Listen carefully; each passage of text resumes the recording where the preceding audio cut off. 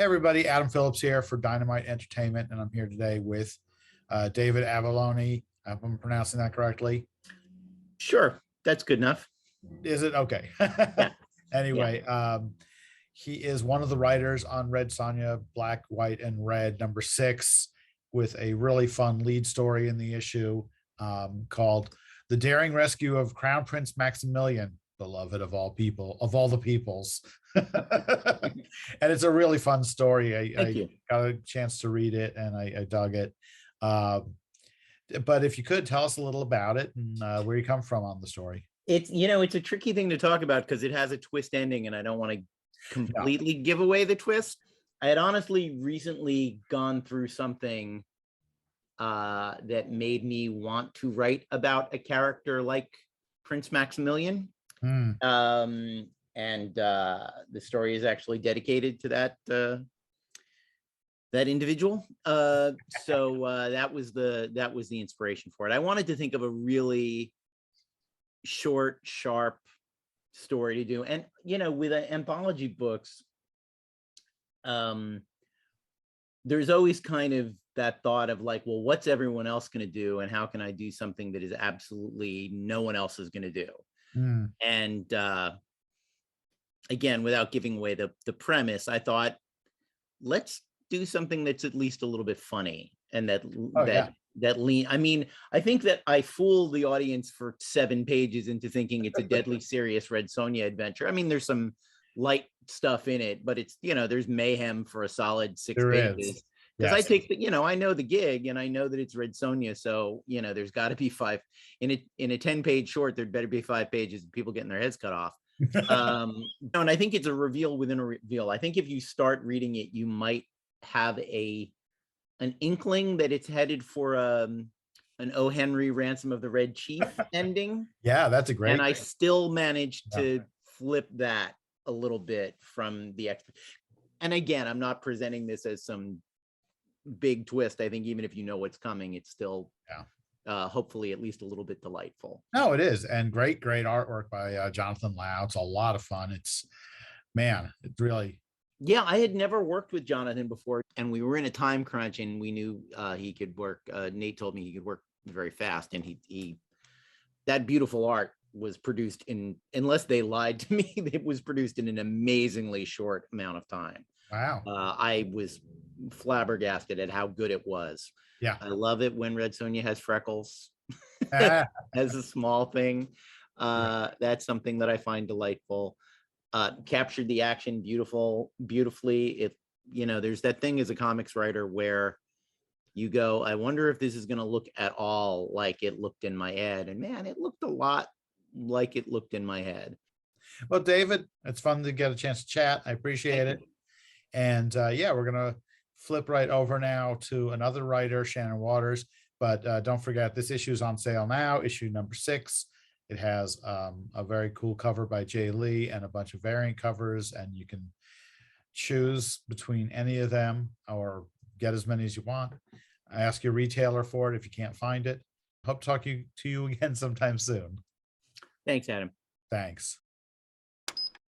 Hey everybody, Adam Phillips here for Dynamite Entertainment, and I'm talking at the moment with Shannon Waters, who is one of the co-creators of Lumberjanes and a writer on her own of many things, and one of the contributors as a writer to Red Sonja, Black, White, and Red #6, which is out now at your local comic shop, and she has a really fun story in it, which I'd love to talk about. It's called Morgana the Crimson, and man, I liked it a lot.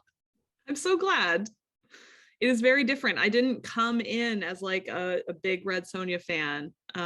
Swords and sorcery is not necessarily my arena as readers of my other work. No, but I really enjoyed it. I had a lot of fun. Yeah, she's a great character, and there's a lot you can do with her, obviously. So you came up with a really interesting angle. I mean, who is Morgana exactly? Why don't you tell us a little about that? Well, so this is a story about Sonja is kind of going about what Sonja does and discovers that there is an imposter on the scene who seems to look an awful lot like Red Sonja, and seems to be taking credit for her good deeds. And you know, Sonja is above all of that mostly, but it starts to get pretty grating pretty fast. Very cool. And the art's by Rose Stein, is that correct? Rose Stein and Ted Brandt, who are incredible. They're the duo behind the art for Crowded, which is an amazing Eisner nominated, maybe Eisner winning, I can't remember, series that is just it's a real ball. It's so much fun. Yeah, it's a great style, and you know, it's a little cartoonier than what we sometimes see for Sonja. It was exactly what I imagined when it was like, could not have been more perfect, those two doing it. Really so good. Yeah, it's very cool, and we hope to see more from you on other Dynamite projects or Red Sonja, maybe, who knows. Yeah, I'm very excited about the possibility of playing in that sandbox. It was a real delight, and I can't wait to play more with those characters. Very cool. Well, thanks, Shannon. We're going to now throw over to another portion of this video where I talked to Bob Q about his story in this issue. So thanks again, Shannon. We appreciate your time. Thanks, everyone. Hope you enjoy. Hey, everybody. Adam Phillips here for Dynamite Entertainment, and we're talking today with Bob Q, the writer and artist. Hello. The writer and artist of one of the stories coming up in Red Sonja, Black, White, and Red, #6. And Bob, it's great to see you. And we'd love to hear a little about the story you've created. It's lovely to be here. The great thing about the story is how beautifully simple it is. Red Sonja fights a giant. The end. That's all you got to know about it. Nice. I mean, like, I suppose he's a duty. He's sort of a guardian of a distant land or some other fantasy shenanigans. So yeah. Oh, there you go. Yeah. Cool. And how many pages is that one? 10 pages. Nice. Very cool. Yeah. So is this, you've had a history with Red Sonja though, and tell us about, you know, what it was like to come back to it now as the writer as well as the artist. Oh, it was great. So yeah, obviously in ye olden times, Mark Russell and I did an ongoing Red Sonja story that was really great, had a lot of fun on it, and then I came back and worked with him again in the first issue of Red Sonja Black, White, and Red, which was great. It was fun, and then you know, Mark has a tendency, which is great, which is one of my favorite things about him, to tell these really nice like heady allegory things where it's like everybody, like at the end of it, you really go, man, I think that guy just taught me a valuable lesson about life and love and the nature of humanity. And I was like, that's cool. What if she just fought a big monster? Well, you know, both are valid. You know what? Exactly. You know, it's like, I'm not trying to change the world here. You know, I'm just trying to show a big monster get blown up. That's fun. I like it. Yeah. Cool.